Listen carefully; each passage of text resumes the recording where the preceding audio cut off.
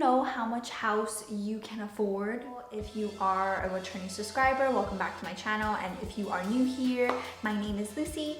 And in today's video, I will be going over an actual example of how much a person can afford on a property based off of a lender's perspective, as well as based off of an actual affordability perspective. If you enjoyed this video and found any value, be sure to hit that like button. If you want to learn more about personal finance, investing, and building wealth, be sure to subscribe to my channel and turn on that notification bell. So let's run through an example. You can follow along. Let's say that I am a single person living in California. I make about $72,000 in annual income. Now, $72,000 is considered the gross income, and the gross income is pre-tax, is what I've received before taxes and deductions are subtracted from the income. The net income, which is after taxes and deductions have been removed from the income, that's your true take-home pay. So I'm not actually getting the $72,000 in a year. After deductions and taxes, I really only get a portion of that. And that is based off of my income tax bracket. So if the more I earn, the more I will be taxed. So in this scenario, I've used an online tax calculator based off of a resident in California. $72,000 is about $6,000 in gross income per month. And that gives us about $4,256 in net income, which is the take-home pay. So keep that in mind while we go through this process, the difference between the gross income and the net income. And if you're trying to figure out how much you need to pay in taxes, do check out some of these free tax calculator websites where you can just enter your income and then it'll tell you exactly how much you're paying in taxes and deductions. Obviously, you can also look on your own paycheck. You'll know exactly how much you're being deducted. If you're someone that does fluctuate income, it might be a little harder to calculate. The $6,000 and the $4,256 is a pretty big difference. It's almost an $1,800 difference. If I was a lender, I was qualifying for a mortgage on a property, lenders do use the gross income instead of net income, which is pre-tax income, instead of net income, which is your actual take-home income, to qualify you for the mortgage. Now, after you figure out what your income is from a gross and net perspective, look at your expenses and debts. Pull up your own credit report, see what kind of debts you owe. You probably already know by now what you owe. That would be strange if you're not paying off any of your debts. Obviously, that would be very bad for your credit score. That's a no-no. If you don't have too many debts, you may just know exactly how much you have in debts. So with typical credit cards, they usually just use a minimum payment amount. So maybe you have a higher credit limit and maybe you use a certain amount every single month, but they really only use up to the minimum payment amount per month in your debt to income calculation. Other debts include your student loans, car loans, maybe you have another house, maybe another mortgage. Like, these are all considered debts that will probably show up on your credit report, so there's no hiding it. You're gonna have to disclose all this information at some point because lenders will pull your credit, so you might as well know now what you owe. And it has to be literally everything that you may own on a credit. Maybe a year ago, you decided to buy that really nice $900 flat screen TV and you bought it with a credit, so you're making monthly payments for it with interest. Now, you do have to also account for this. That will potentially show up in your credit report. So in my example, let's say that I have one credit card that has a minimum payment of $50 and I have student loan payment of $250 every month. Let's just make it simple. We don't have any other debts, just the two things. So the credit card, minimum of $50, and the student loan debt for $250. So that sums up a total of $300 in debts. Now, from a lender perspective, they will just look at your gross income, divide that by half, and that is the total amount of debts that you can have, and it cannot exceed this number. In my situation, let's say that my gross income, like we said, is $6,000. Now, $6,000, half of that, 50%, is $3,000.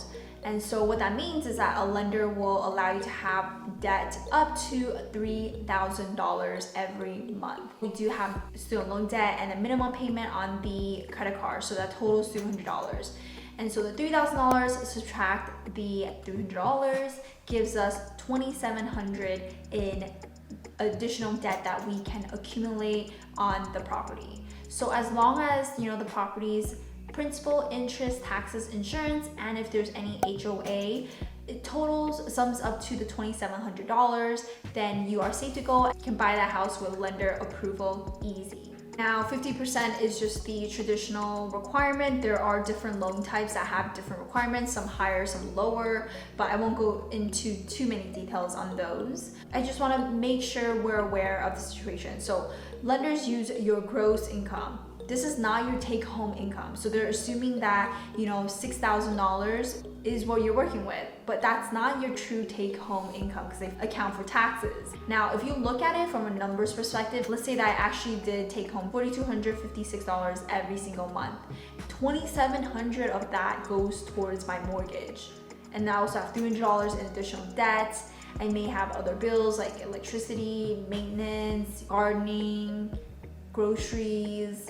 I could have other expenses that are not accounted for. It doesn't make the most sense, especially if you're someone who has other expenses that are not debt related expenses.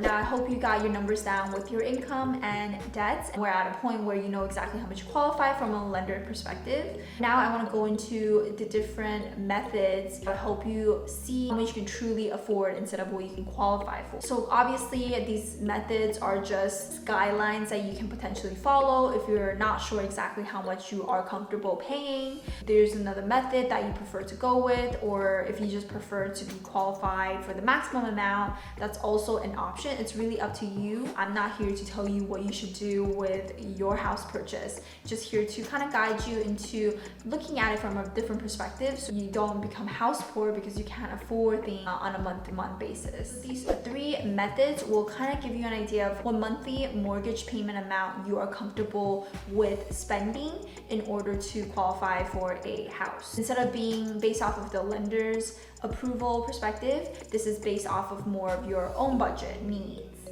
And the first one is the least conservative. This is the 35 to 45% rule. What this says is that your mortgage cannot exceed 35% of your gross income and 45% of your net income. In my example, let's say 35% of my gross income, that gives me $6,000. So 35% of $6,000 is $2,100. And then 45% of my net income, which is $4,256 times the 45% gives me $1,915.50. If you're using this model, it's recommending just to use $2,100 maximum on your house monthly payments. This exceeds the lender's approval of $600. Obviously, this amount, $2,100, does not include other expenses like your groceries, your dining out, entertainment, car costs. You may have other expenses that you're just not accounting for a part of this mortgage expense. By having the 35-45% rule, it gives you a little more money to work with if there's additional expenses that you do have to cover. And that way you're not kind of crunched on your income with all your debts and expenses. The second method is 28% rule. The 28% rule says that your mortgage payments should not exceed 28% of your gross income. So in my situation, I'm using $6,000. So 28% of $6,000 is $1,680, which is almost $1,000 less than what the lender approved you at with $2,700. I think this one is really the sweet spot because it's just enough to buy a pretty decent home in your neighborhood, but also not be overwhelmed with all your debts and expenses. You have more room to save or invest if that is how you want to do things, but you also don't feel the pressure of the high mortgage debt that you have. And the last is the most conservative one from our favorite financial advisor, Dave Ramsey. So his golden rule is 25%. If you could, he'll tell you to pay all in cash. But he does say that if you do need to use a mortgage, your mortgage payments should not exceed 25% of your net income. not your gross income, your net income. This is your take-home income. In my scenario, we're using $4,256 as the net income, which is after-tax income, take-home income. We multiply that by 25%, and this gives us $1,064. This is $1,600 less than what the lender can qualify you for. So Dave loves being a little more conservative. He wants you to have more money in your pocket for emergencies, for your other expenses. He thinks that 25% should go towards your income, 75% of your net income should go towards other things and expenses. I mean, this is a bit strict in my head. It does get people who struggle a little bit more with their income and working off of a budget to really be strict about how much they should pay every month for their mortgage payment. This is really good if you are a pretty big spender and sometimes in the month you just don't know where your money goes. This is a great way for you to get started buying a house, but also not feel house poor or feel like you need to constantly work with a small budget. The golden rule is very good for tackling debt, but in turn it leads you to potentially not be able to afford much house. There isn't a lot of locations where houses are this cheap, being $1,000, and maybe your income is higher or lower, and maybe the properties in your neighborhood is a lot cheaper, but it's very rare to see such cheap payments and then also have a decent amount of income. So if you live in an expensive state or city, that may not be possible at all. Based off of all these budgets, hopefully you have an idea of which one you want to go with depending on what kind of spender you are, and then that will determine how much you actually want to buy a property for. So the big question is, how can you afford more house? You can maybe increase your income if you have a side hobby, or if you got promoted and you have more income. That is one way of doing it. The other way is house hacking. And so in house hacking, what you can do is pretty much rent out rooms in your property, and that will reduce your costs because those rental income can go towards paying off your mortgage. This will in turn help you with your monthly expenses. Let's say you bought a multi-unit duplex and you live in one and rent it out the other.